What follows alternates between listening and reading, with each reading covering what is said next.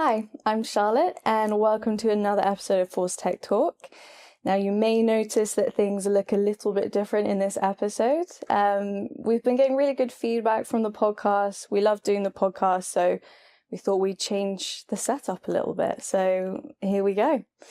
Today's episode, Ben and I, I'm joined by Ben again for his sins, are going to be talking about COTS packaging versus custom packaging. It's becoming a bit more of a hot topic, if you like, in the industry. It's becoming something that we get asked about a lot more to explain. So yeah, I thought let's just dive straight into it, Ben. Yeah. So let's get the terminology first, because the obsolescence world, semiconductor world, loves to use abbreviations, acronyms, shortened versions of things. So let's talk about first what COTS packaging actually means. Yeah, then we'll define the custom packaging. I think when a lot of people hear COTS, they immediately think of commercial off the shelf and link that to an individual semiconductor, you know. Yeah. But what we're really talking about in the obsolescence world is commercial off the shelf packages. Mm-hmm. So the housing that the silicon actually goes into. Yeah. And that can be equally as much of a pain in the backside in the obsolescence world as, you know, finding the die itself or having a source of the die that actually is the component, because packages go obsolete just like die does. Lids go obsolete, packages, die, everything could go wrong all at once. So we've sorted out what we mean by COTS packaging and COTS packages. So in terms of the custom package, what kind of scenarios would that involve? What does custom packaging actually mean? Yeah, so I guess when we say custom, sometimes it might be inherently, if a customer's asking for a semiconductor. In the obsolescence world, they've got a defined package drawing, and they've got a defined electrical test set that the device needs to function to. Mm-hmm. So in most situations, when we're talking custom, we're talking about redeveloping a like-for-like package, at least in footprint terms, and sort of space, height and width, to ensure that it's not affecting any other components on the customer's existing PCB. But custom can go beyond that. It can go to thermally enhanced. It can go to, maybe they were using a plastic package before and now they want to migrate to a ceramic for higher reliability because their application now demands that. It can go to lots of other aspects as well. Maybe they were having trouble with surface mount versus through hole and they want to change the way the chip interfaces with the board. Maybe they're trying to shrink something. We've seen that in downhole environments where customers have got an idea of the memory that they want to be using, but they're trying to put it onto a probe PCB, which is extremely narrow, and then the packaging needs to fit that, and they're trying to get two memories next to each other, or all that kind of thing. It's very varied, and it's all sort of customer led. But then at the same time, it somewhat can be led by what is physically possible. So it's just those negotiations that we have with the customer, and then obviously cost comes into it as well. I think it's understanding the customer's requirements. This was the original package style, and this is how it fitted onto the board. Are you still going for that? Do you want to tweak it? Like you say, for different kind of design, are you trying to shrink it? Are you trying to just tweak the design so it works better in your application? It's kind of really capturing what they are wanting to achieve, and the art of what is possible. In terms of kind of, I guess, budget and lead time and the difference between them, we can speak a little bit to that. I mean, the lead time, it's generally, people think the lead time for packages and lids isn't a thing. There is no lead time. But there can be a lead time, and it can catch people out sometimes, especially for the custom packages. So what kind of lead times are we looking at for a custom package, for example? I know the lids are shorter, but... lids are sort of lesser of an issue. I mean, just quickly touch on that. Lids are inherently a a Covar, or certainly in the ceramic world, it's just a Covar sheet with a solder seal preform or other preform. So it's a relatively non-complex thing, and you know, plate it to the mill standards and that kind of thing, but very easily and readily available. When you get into the packaging world, you're talking complex multi-layer ceramic with lots of internal routing depending on the complexity of the chip, and then, you know, lead forming afterwards potentially, and things like that need to be assessed. But on average, you're looking about 14 to 18 weeks for a from scratch package design out the factory, ready to drop a piece of silicon into it and get it built. You know, plastic as well is something that's very, you know, we don't do a massive amount of plastic because we're in the defense and aerospace world where hermetic solutions are the main requirement.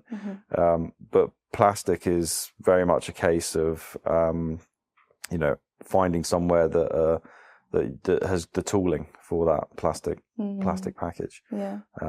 Because it's, you know, in the plastic world, you've got the tooling aspect of it, but then you've also got the qualification aspect of it. And, you know, whereas on the ceramic, on the sort of ceramic end of the, or the military end of the world or defense end of the world, you've got the mill standards to put things through. And then on the plastic end of the world, you still have, you know, high temp operating life testing and stress testing to ensure that the, you know, plastic package isn't going to break or degrade in any way.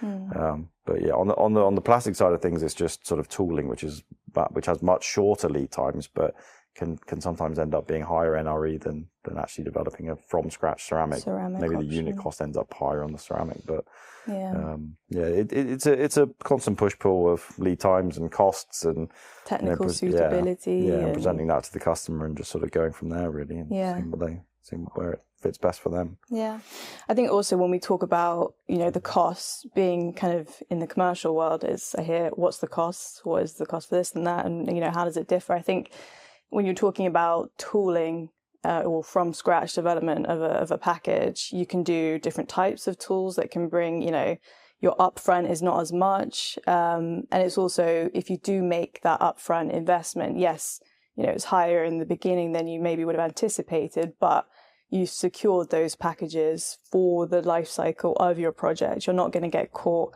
later down the line when you still have a long product life cycle that you have to support. You've thought about that at the front end, because you can get kind of soft tool, hard tool, and that makes a difference. Hard tool, more expensive NRE, much cheaper unit cost. Soft tooling, lower NRE, higher unit cost generally overall. And then soft tooling has a sort of limit of the amount of parts that you can put through with that tool, basically. It's called a sort of soft tool because it degrades over time, and thus you need to replace it. Because that can be time and quantity, can't it? It can be this, you know, in 5 years we can generate or run this many packages, and then you have to manufacturers generally set a quantity that they can run through that soft tooling, which is you know, known from metrics that they've gathered over the years. I think it's, again, being, you know, close with the package manufacturers, but also close with the customers to say, you know, you've got these two options. Aerospace and defense, we're generally running on lower quantities anyway. So, like, you know, maybe you say, guys, the soft tools may be a better option. Or if we have a good understanding of their entire product life cycle, say maybe you go for the hard tool, and some companies, you know, prefer, you know, the NRE, they don't mind it being higher if the unit cost is lower, and vice versa. It's just it's a multitude of things. So I guess this is a hypothetical, but if budget and lead time weren't constraints in a perfect world, which is favorable, which is better for a product? Oh, do you mean sort of between sort of COTS and custom?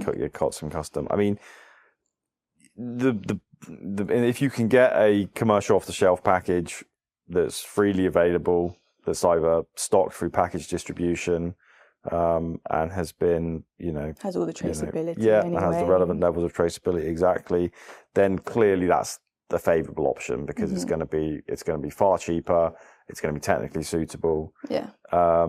but in our world, that's rare. It's very rare. You know, generally, most of the time, you know, if it's any kind of slightly complex package, you're going to have to look to tool it in some regard, and it does offer a lot of advantages. You know, especially sort of if you're moving from the old sort of Serdit style packages, which are sort of glass frit seal, where you know you had a lead frame that was glass embedded onto a base, and then put a cap on, and then you know it's a very, very high temperature seal. There's potential issues with that when you're running through assembly. Then you've also got sort of the hermeticity of those types of packages can degrade over time, because you know it's a glass seal. When those sort of devices then go through lead form as well, you know you've got a risk of cracking that glass seal. Whereas the more modern assembly techniques, so they're all sort of brazed lead components with solder seal lids. You have far less concerns of anything along the nature of that. They last better through the life cycle of the part, especially going through storage and things like that. So yeah, there's a lot of sort of package advancements that have been made, and a lot of customers are using 20, 30, 40-year-old chips that when we migrate them to a new package with the same footprint, there's so many advantages for doing that, but obviously there's cost implications, for doing that as well. Yeah, it's just weighing it all up, isn't it? We're kind of presenting the options and the art of what is possible, and saying, you guys know the product and the project, better than we do, but this is the guidance we can give. This is how the situation is. But it's nice to be able to offer advancements to the package, and and then there's a lot of stuff that people would have designed in 20 or 30 years ago that they designed in because that was what was available. Yeah. And times have moved on, and you can make some serious advancements.